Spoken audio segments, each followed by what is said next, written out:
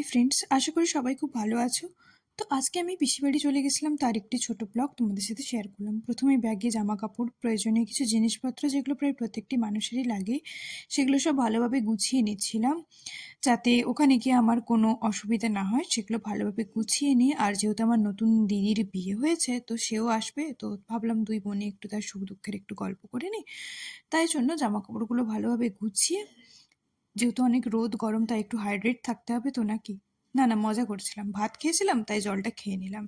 দিয়ে এরপর জিন্স আর টপ পরে যাবোই ভাবলাম। প্রথমে ভেবেছিলাম অন্য কিছু পরে যাব, তারপরে ভাবলাম না না, বাসে একা যাব, ট্রেনে ট্রাভেল হবে অনেকটা। তো জিন্স আর টপ পরে দেখো আমি পুরোপুরি রেডি হয়ে গেছি।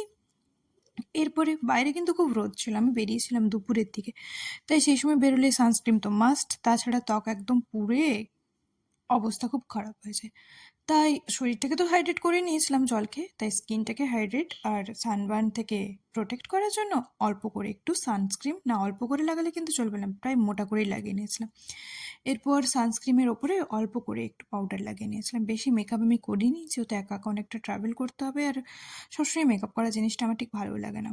তো অল্প করে একটু পন্ডসের পাউডার লাগিয়ে নিয়ে, আর একটু হালকা করে লিপ বামটা তোমরা আগেও দেখেছো আমার রেডি হওয়ার অনেক ভিডিওতে, তো অল্প করে একটু লিপ বাম লাগিয়ে নিয়ে সেটাকে হাতে করে একটু স্প্রেড করে নিয়েছিলাম, অতটা ডিপ করে লাগাবো না বলে।